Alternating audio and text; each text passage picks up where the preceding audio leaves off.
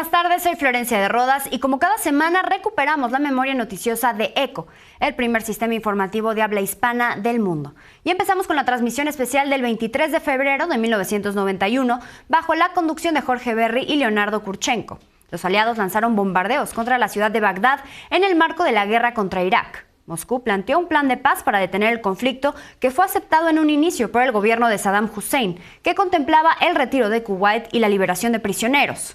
Estados Unidos rechazó la iniciativa de Moscú y pidió que Irak se retirara inmediatamente e incondicionalmente del país invadido.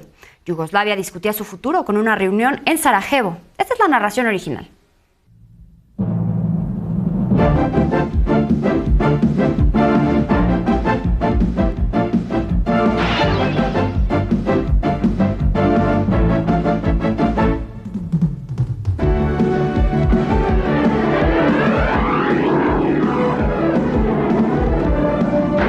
ECO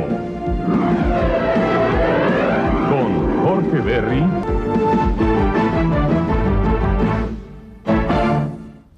Aviones aliados lanzaron en la noche del viernes uno de los más violentos bombardeos sobre Irak y Kuwait. Corresponsales dijeron que las explosiones sacudieron materialmente a Bagdad. En la madrugada de hoy podían distinguirse negras columnas de humo en varios sectores de la ciudad. Civiles iraquíes pasaron la noche en refugios antiaéreos. Los bombardeos comenzaron a las 19:30 tiempo de Irak, luego de que George Bush, presidente de Estados Unidos, dio el ultimátum para salir de Kuwait a Saddam Hussein, presidente de Irak. Ultimátum que vence dentro de 2 horas. Moscú logró que Irak acepte un nuevo plan de paz de 6 puntos. A diferencia del plan anterior de 8 puntos, el nuevo plan establece que Irak deberá salir de Kuwait en un plazo no mayor de 21 días. Lo que fue considerado en círculos políticos como un éxito para Moscú quedó prácticamente inutilizado por el ultimátum que lanzó la Casa Blanca contra Irak. El plazo se vence, como les decía hace un momento, en poco menos de 2 horas. Especialistas en Estados Unidos afirman que la administración Bush prefiere lanzar la ofensiva terrestre antes de que Irak se retire con un triunfo político. El ministro de Asuntos Exteriores de Irak, Tarek Aziz, anunció en Moscú la aceptación total del programa soviético, el segundo al que ha dado su conformidad en las últimas 36 horas. Pero, y a pesar de que el nuevo plan es mucho más severo que el anterior, pues de todas maneras no satisface las exigencias de los aliados. Señoras y señores, buenos días. Quiero hacer una breve declaración esta mañana.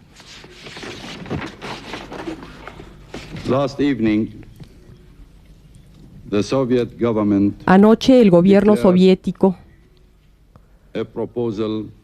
dio a conocer una propuesta sobre la situación en la región del Golfo, tendiente a lograr un arreglo pacífico de esa situación, de acuerdo con las resoluciones de Naciones Unidas. Ustedes ya conocen los puntos que contiene esa declaración, pero de cualquier manera voy a reiterar esos puntos en inglés. Primero, Irak está de acuerdo en cumplir la resolución 660 y por lo tanto retirar inmediata e incondicionalmente todas sus fuerzas de Kuwait a las posiciones en que se localizaban el día 1 de agosto de 1990. Segundo, el retiro de las fuerzas se iniciará al día siguiente del cese al fuego y el cese de todas las operaciones militares en tierra, mar y aire. Tercero, el retiro será terminado en un periodo de 21 días, incluyendo el retiro de la ciudad de Kuwait dentro de los primeros 4 días de dicho periodo. Cuarto, inmediatamente después de haber cumplido el retiro de las tropas de Kuwait, las bases sobre las cuales todas las demás resoluciones del Consejo de Seguridad fueron adoptadas serán eliminadas y por lo tanto dichas resoluciones dejarán de operar. Quinto, todos los prisioneros de guerra serán liberados y repatriados dentro de los 3 días siguientes al cese al fuego y al cese de las operaciones militares. El último punto, el sexto, el cese al fuego y el retiro serán confirmados, verificados y supervisados por observadores o una fuerza de mantenimiento de la paz, de acuerdo con lo que decida el Consejo de Seguridad. Las palabras de Tarek Aziz, el secretario de Relaciones Exteriores, el jefe de la diplomacia iraquí. Vitali Iñatenko, vocero presidencial soviético, dijo hoy que la Unión Soviética no condenará una ofensiva terrestre de los aliados. Agregó que lo que expresarían es su pesar porque el mundo no sea capaz de solucionar este problema por medios pacíficos. Agregó que los presidentes Gorbachev y Bush conversaron telefónicamente durante 90 minutos el día de ayer sobre el revisado plan de paz. Informó que Bush escuchó con cierto grado de atención el informe, pero que no hizo comentarios. Mikhail Gorbachev pidió hoy al gobierno de Italia que gestione el apoyo europeo a su nuevo plan de paz para poner fin a las hostilidades en el Golfo Pérsico. El líder del Kremlin se comunicó con el jefe del gobierno italiano hace 2 horas, 4 horas antes de que venza el ultimátum dado por Estados Unidos a Irak para que comience el retiro de sus tropas de Kuwait. Según Gorbachev, la nueva iniciativa soviética contiene el máximo de concesiones posibles que puede garantizar Irak. Para solamente comentar un punto de el plan soviético con el que no están de acuerdo los aliados, como el propio Tarek Aziz acaba de decir, el retiro se iniciaría en cuanto comience un cese al fuego, y es claro, lo dijo el propio presidente Bush en su último discurso al respecto, que no habría absolutamente ningún cese al fuego hasta que no comience de hecho el retiro de las tropas iraquíes. Este sábado la Casa Blanca rechazó la aceptación de Irak al plan de paz modificado. Dijo que no tiene ningún efecto y explicó que no constituye un compromiso para la retirada inmediata e incondicional de Kuwait, como se requiere en la resolución 660 de Naciones Unidas. La Casa Blanca, por segunda vez en menos de 24 horas, rechazó un plan soviético iraquí para establecer un cese de fuego que permita la retirada de las tropas iraquíes de Kuwait, de acuerdo con un plan que habla de un retiro incondicional de Irak, pero pide la eliminación de todas las resoluciones del Consejo de Seguridad de las Naciones Unidas. Este proyecto corrigió el primero presentado por la Unión Soviética. Para Estados Unidos es inaceptable porque contiene las mismas condiciones. La nueva propuesta no tiene sentido, dijo un vocero presidencial. La Casa Blanca sigue esperando respuesta de Irak al ultimátum que dio el presidente Bush para que las tropas iraquíes inicien la retirada a las 12 de la tarde, hora de Washington. El comando de las fuerzas aliadas en Arabia Saudita dice que no ha observado movimiento alguno que indique una retirada. Al contrario, el gobierno de Bagdad continúa amenazante, preparando al mundo a presenciar un infierno. Irak lo ha iniciado incendiando más de 100 instalaciones petroleras en Kuwait. Con el humo piensa detener un posible ataque terrestre de los aliados en Kuwait.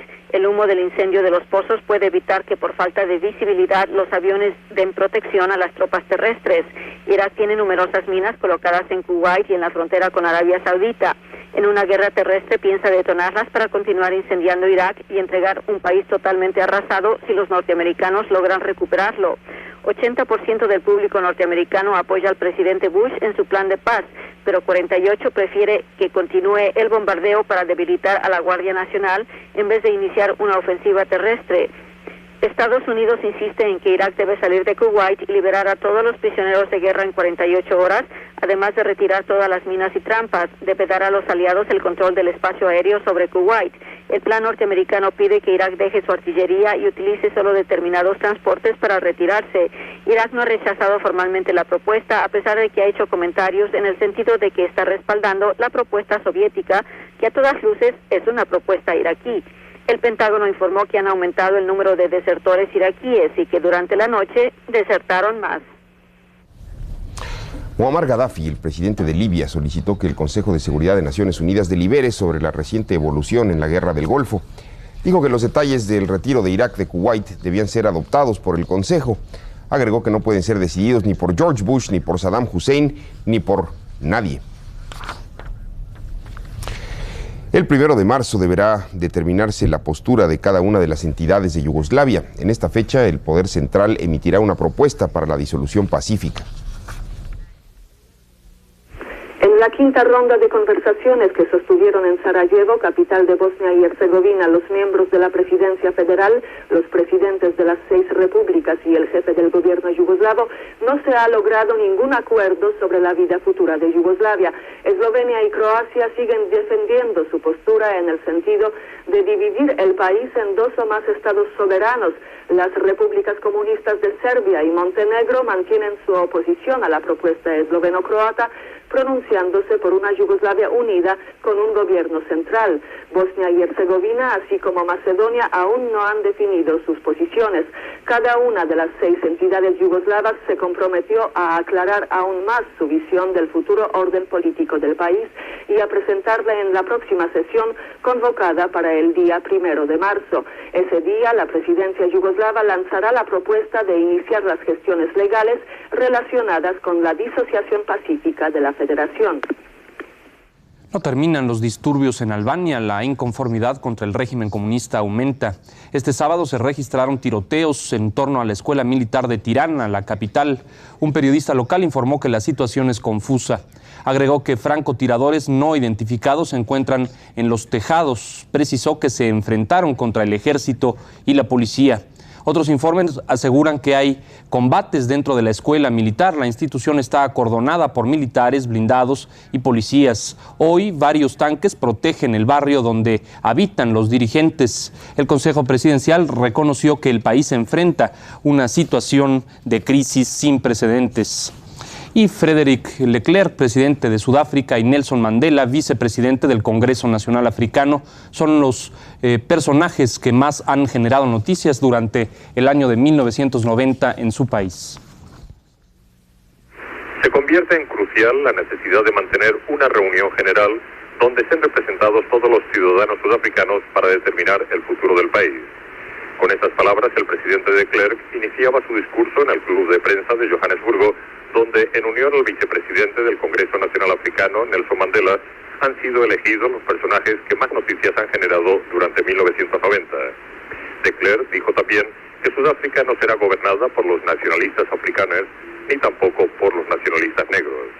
Por su parte, Nelson Mandela insistió en un gobierno de transición elegido democráticamente, insistiendo que la paz y la libertad van unidas, no pudiendo existir una sin la otra. Ambos políticos fueron acompañados por sus esposas, atendiendo el banquete numerosas personalidades del mundo político y los medios de comunicación. La colonia Dignidad, centro de operaciones de ex-nazis, entregó sus propiedades al gobierno de Chile. Unos $3 millones pasarán a programas de beneficencia social. En Santiago de Chile, se cumplió el plazo para que los directivos de una colonia de ex-nazis alemanes entregaran los bienes al gobierno. Con unas horas de retraso, el abogado de la colonia Dignidad, como se conocía esta sociedad secreta, tanto en Chile como en el exterior, presentó un inventario de los bienes al Ministerio de Justicia chileno. El gobierno había dado un plazo de 72 horas a los ex-nazis para cumplir con este trámite. No tenemos por qué suponer que en circunstancias que se están dando todo tipo de facilidades con el objeto de evitar confrontaciones que no buscamos, no se vaya a dar cumplimiento a ellas. El inventario que se entregará alude principalmente a bienes que están fuera del ámbito del funcionamiento normal del establecimiento hospitalario. Hace 2 semanas, mediante un decreto supremo, el gobierno chileno le retiró la personería jurídica a Colonia Dignidad, una tenebrosa sociedad que funcionaba a 500 kilómetros al sur de Santiago, en un área de 20.000 kilómetros cuadrados. Las razones, las violaciones a los estatutos para los que fue fundada hace más de 30 años. Pero el aspecto de fondo, según analistas, se debió a las denuncias de torturas, asesinatos y desapariciones practicadas por los ex-nazis de la colonia Dignidad bajo la pasada dictadura militar chilena. Los críticos de la decisión del gobierno hablan de presiones de Alemania para disolver ese centro de ex-nazis. No me parece que el canal apropiado sea la resolución administrativa del presidente de la República. ¿Y por qué no me parece?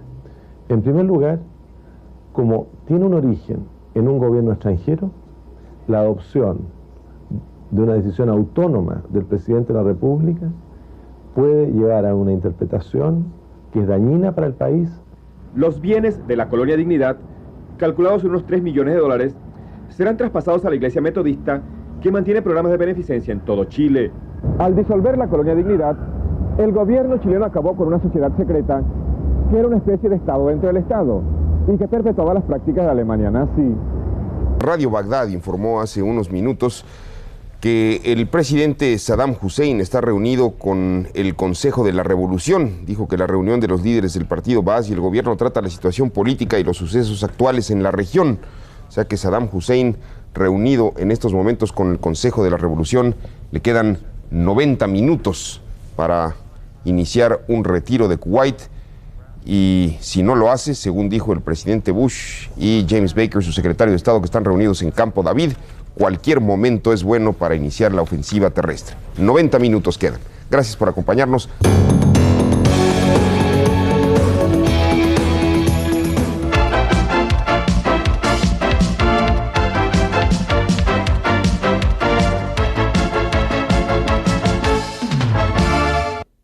Eso fue lo que ocurrió en febrero de 1991 y ese es el documento histórico de ECO. Y a más de 33 años, el expresidente y candidato republicano Donald Trump aseguró el martes que llegó a un acuerdo con los demócratas para debatir con la vicepresidenta y candidata demócrata Kamala Harris el 10 de septiembre.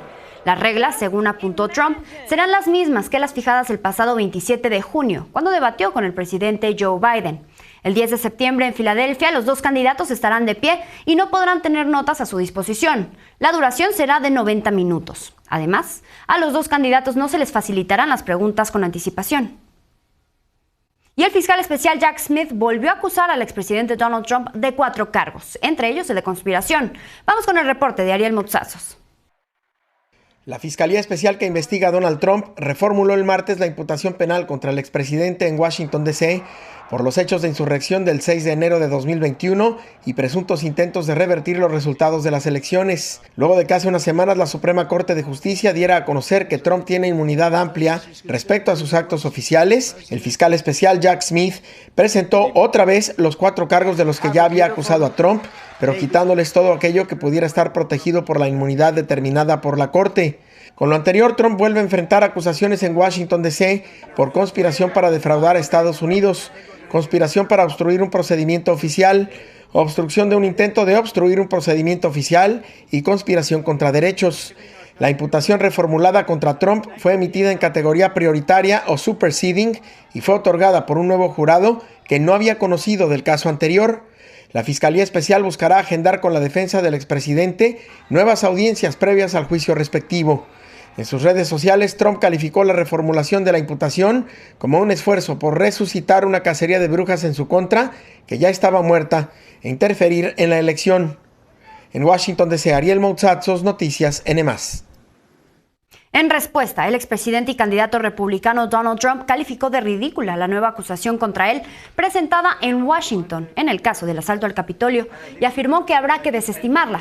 Trump consideró en su red social Truth Social que el fiscal especial al frente de la investigación Jack Smith ha interpuesto esta acusación contra él en un esfuerzo por resucitar una casa de brujas muerta en Washington, D.C. en un acto de desesperación y para salvar las apariencias. Y esta semana Donald Trump visitó el Cementerio Nacional de Arlington, donde rindió homenaje al sargento Nicole Gee, el sargento Darren Hoover y el sargento Ryan Knauss. Después, en el marco de su campaña en la localidad de Falls Church, en Virginia, Donald Trump vinculó tanto a Kamala Harris como al presidente Joe Biden con la retirada de tropas estadounidenses, que costó vidas de soldados en Afganistán. De esta forma, criticó las decisiones en política exterior que el presidente Biden tomó. De Kamala Harris dijo que ella había sido la última persona en la sala en la que Biden decidió sobre el futuro de Afganistán. I just went to Arlington Cemetery and you saw a ceremony with the parents, the sisters in one case, brothers in another case, and these are people that should have never been killed. And when you see the fact that nobody's mentioning Afghanistan, no, this is the 3rd year. This is, I hate to even call it an anniversary because I don't like the word anniversary in this case, but this is the 3rd year of that tragic event. And because of that event, we did so badly that Russia went in and invaded Ukraine. Israel was attacked, as you know, on October 7th. We have, people don't respect us. They don't respect us anymore as a country. And where is our president? We don't even have a president. We have a fascist person running who's incompetent. And we have a president who's not even around. Y en otra información, las manifestaciones en contra del resultado de la elección presidencial en Venezuela regresaron a las calles. La líder opositora María Corina Machado dijo que tienen el potencial de provocar la salida del poder del presidente Nicolás Maduro. Fuera de Venezuela se han dado expresiones internacionales para que se presenten públicamente los recuentos completos de los votos. Simpatizantes del presidente Nicolás Maduro también salieron a las calles el miércoles. El presidente Maduro anunció el martes cambios en su gabinete para integrar un equipo nuevo y acelerar y profundizar los cambios que el pueblo necesita. Diosdado Cabello fue designado como ministro del Interior y ya es considerado como el número 2 en la estructura del poder venezolano. Y el martes, el candidato opositor Edmundo González Urrutia no se presentó a un segundo citatorio de la Fiscalía venezolana para declarar en una investigación penal en su contra. Esto tras denunciar fraude en las elecciones presidenciales del 28 de julio. González Urrutia evitó así la posibilidad de ser detenido, pero sostiene que ganó la elección y dijo que tiene las pruebas para demostrarlo. La coalición de 10 partidos políticos que apoyó a González Urrutia, la Plataforma Unitaria Democrática, denunció un acoso judicial en contra de González Urrutia. Vamos a una pausa. Al regresar, Rusia respondió con ataques con drones a Ucrania, mientras que la guerra se intensifica en torno a Kursk. Ya regresamos, no se vaya.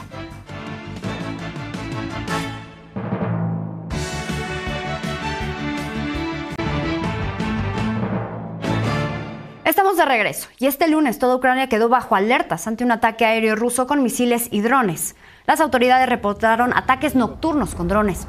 La Fuerza Aérea Ucraniana registró el lanzamiento de varios misiles dirigidos contra el país y decenas de drones que amenazaban a todo el territorio ucraniano. Con el reporte indicó que 10 drones fueron destruidos en las proximidades de Kiev, donde se escucharon explosiones. El ataque alcanzó a Leópolis, Ivano-Frankivsk y Kharkov. El presidente de Ucrania, Volodymyr Zelensky, afirmó que Rusia utilizó más de 100 misiles y un centenar de drones en el ataque del lunes contra Ucrania.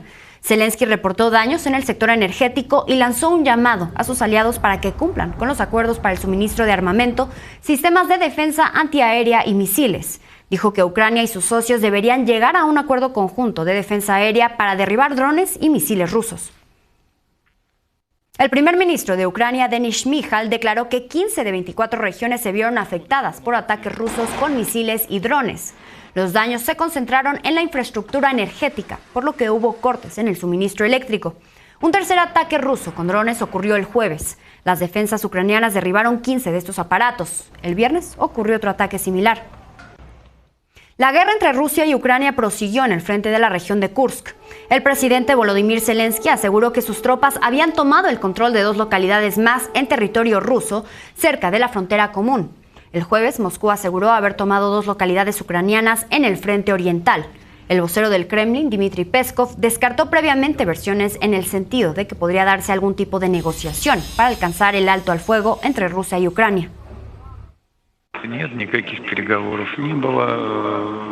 Вы знаете, что тема переговоров в настоящий момент, она изрядно потеряла свою актуальность. Значит, сообщения о различных контактах в СМИ публикуются очень много, и далеко не все имеют, собственно, правдивый характер. Y en información de Medio Oriente, las negociaciones entre Israel y Hamás se trasladaron nuevamente a la capital de Qatar, la ciudad de Doha.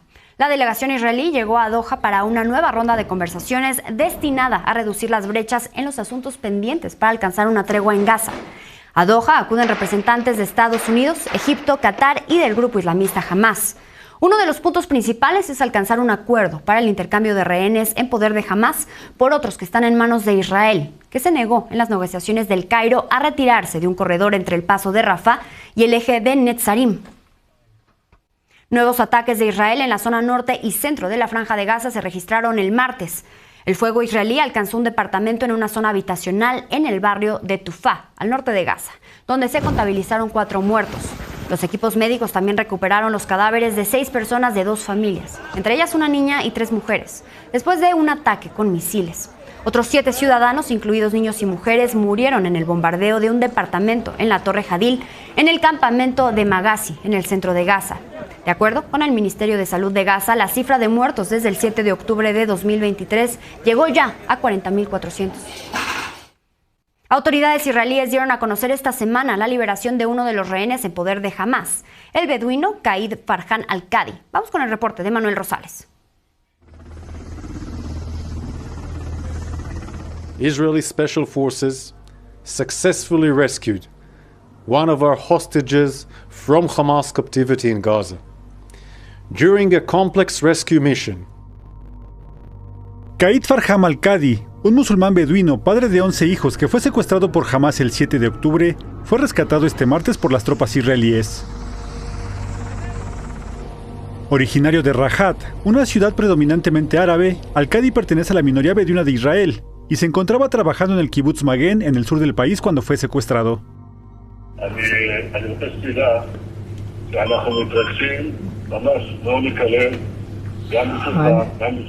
אני מודה לכם על העבודה הזאת שהגעתם למצב שאני רואה את המשפחה בבית.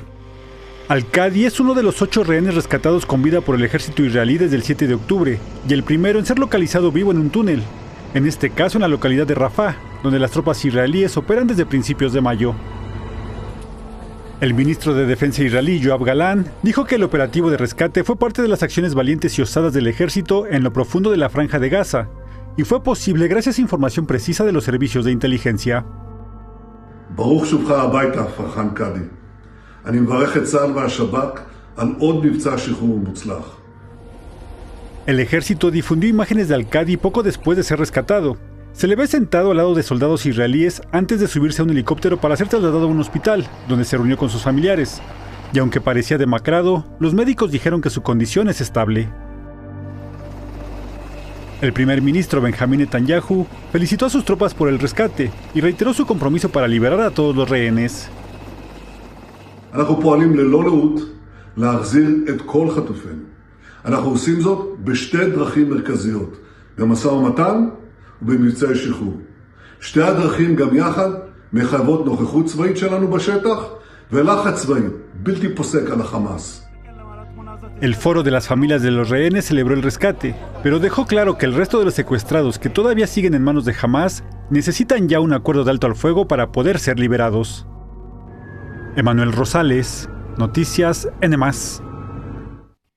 Y antes de despedirnos, Manet Maili decidió celebrar su cumpleaños 102 de una manera diferente. Decidió saltar en paracaídas de Suffolk, Inglaterra. Se subió a un pequeño avión y no dudó en lanzarse desde las alturas. Su esposo fue paracaidista en la Segunda Guerra Mundial y ella misma sirvió dentro de la Marina Real.